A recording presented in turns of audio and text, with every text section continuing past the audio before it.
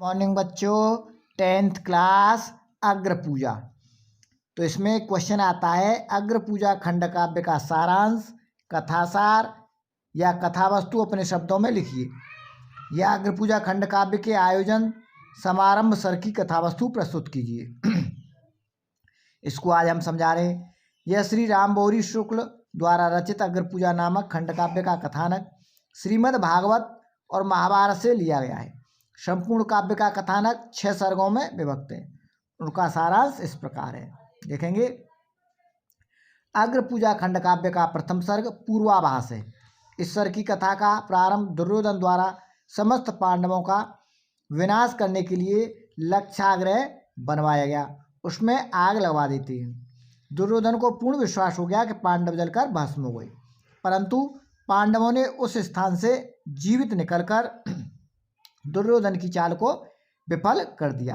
वे वेश बदलकर घूमते हुए द्रौपदी के स्वयंवर मंडप में पहुंचे और अर्जुन ने आसानी से मत्स्य भेदन कर स्वयंवर की शर्त पूर्ण की और द्रौपदी की शादी अर्जुन के साथ हुई।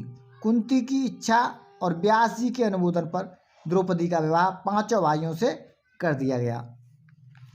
धृतराष्ट्र, भीष्म, द्रोण और विदुर से परामर्श करके सत्य न्याय की रक्षा के लिए पांडवों को आधा राज्य देने हेतु सहमत हो गए। और धृतराष्ट्र। अग्र पूजा खंड काव्य का दूसरा सर्ग है समारंभ। सर्ग का प्रारंभ श्री कृष्ण को साथ लेकर पांडवों के खांडव वन पहुंचने से होता है, यानी श्री कृष्ण के साथ पांडव खांडव वन के लिए रवाना होते हैं। वह विकराल वन था खांडव वन। श्री कृष्ण ने विश्वकर्मा से उस वन प्रदेश में पांडवों के लिए इंद्रप्रस्थ जैसे भव्य नगर का निर्माण कराया। किसने? श्री कृष्ण ने विश्वकर्मा को आदेश देकर के उससे इस नगर का निर्माण कराया। इस क्षेत्र का नाम इंद्रप्रस्थ रखा गया। हस्तिनापुर से आए हुए अनेक नागरिक और व्यापारी वहां बस गए। युधिष्ठिर को भली भांति प्रतिष्ठित करने के बाद व्यास और कृष्ण इंद्रप्रस्थ से चले गए। तीसरा सर्ग है अग्र पूजा खंड काव्य का तीसरा सर्ग आयोजन है। सर्ग की आरंभिक कथा के अनुसार पांडवों ने सोचा कि नारी द्रौपदी कहीं उनके आपसी झगड़े का कारण न बने, अतः नारद जी की सलाह से उन्होंने द्रौपदी को 1-1 वर्ष तक अलग अलग अपने साथ रखने का निश्चय किया, यानी 1-1 वर्ष 1-1 पांडव के साथ द्रौपदी को रखा जाएगा। साथ ही यह भी तय किया गया कि जब द्रौपदी किसी अन्य पति के साथ हो और दूसरा कोई भाई वहां पहुंचकर उन्हें देख ले तो वह 12 वर्ष के लिए वन में रहेगा। इस नियम भंग के कारण अर्जुन 12 वर्षों के लिए वन को चले गए, क्योंकि ऐसी कथा समझ में आती है। अर्जुन को शास्त्रागार से शस्त्र लेने के लिए जाना पड़ा और वहां उन्होंने युधिष्ठिर को और द्रौपदी को देख लिया, तो उनको 12 वर्ष फिर वन में भेज दिया गया। अनेक स्थानों पर भ्रमण करते हुए अर्जुन धीरे धीरे द्वारका पहुंचे। वहां श्री कृष्ण की बहन सुभद्रा से विवाह करके वह इंद्रप्रस्थ लौटे। युधिष्ठिर का राज्य सुख और शांति से चल रहा था। एक दिन देवर्षि नारद इंद्रप्रस्थ नगरी में आए। उन्होंने पांडु का संदेश देते हुए युधिष्ठिर को बताया कि यदि वे राजसूय यज्ञ करें तो उन्हें इंद्रलोक में निवास मिल जाएगा। युधिष्ठिर ने चारों भाइयों को दिग्विजय करने के लिए चारों दिशाओं में भेज दिया। इस प्रकार अब संपूर्ण भारत युधिष्ठिर के ध्वज के नीचे आ गया और युधिष्ठिर ने राजसूय यज्ञ की योजनाबद्ध तैयारी प्रारंभ कर दी।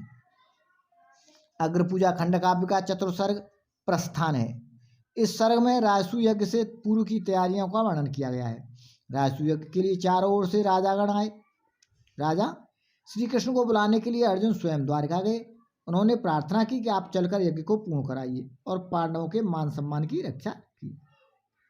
श्री कृष्ण ने सोचा इंद्रप्रस्थ में एकत्रित राजाओं में कुछ ऐसे भी हैं जो मिलकर गड़बड़ी कर सकते हैं, अर्थात झगड़ा कर सकते हैं। अतः वे अपनी विशाल सेना लेकर इंद्रप्रस्थ आए। युधिष्ठिर ने नगर के बाहर ही बड़े सम्मान के साथ उनका स्वागत किया। श्री कृष्ण के प्रभाव और स्वागत समारोह को देखकर रुक्मजी और शिशुपाल ईर्ष्या से तिलमिला उठे। रुक्मजी थे, ये रुक्मिणी के भाई थे और शिशुपाल श्री कृष्ण का बुआ का लड़का था। ये उससे ईर्ष्या करते थे इस कृष्ण से। अग्र पूजा खंड काव्य का पंचम सर्ग अग्र पूजा है। राजसूय यज्ञ प्रारंभ होने से पूर्व सभी राजाओं ने अपना अपना स्थान ग्रहण किया। युधिष्ठिर ने यज्ञ की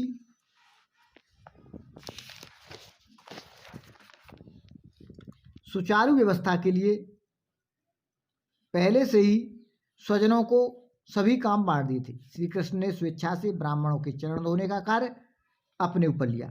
जब भीष्म ने गंभीर वाणी में सभासदों से पूछा, कृपया बताएं कि अग्र पूजा का अधिकारी कौन है, सहदेव ने तुरंत कहा कि यहाँ श्री कृष्ण ही परम पूज्य और प्रथम पूज्य हैं।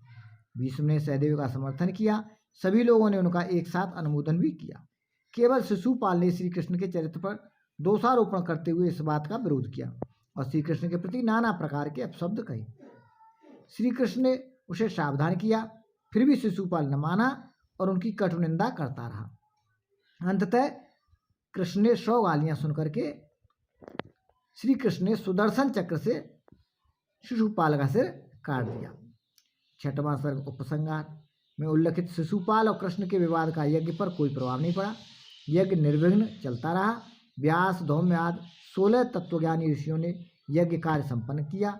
युधिष्ठिर ने उन्हें दान दक्षिणा देकर उनका यथोचित सत्कार किया। तत्वज्ञानी ऋषियों ने भी युधिष्ठिर को हार्दिक आशीर्वाद दिया, जिसे युधिष्ठिर ने विनम्र भाव से सिरोधार किया। इस तरह से यह अग्र पूजा खंड काव्य का सूक्ष्म सारांश है। बच्चों इसको याद कर लेना। Thank you.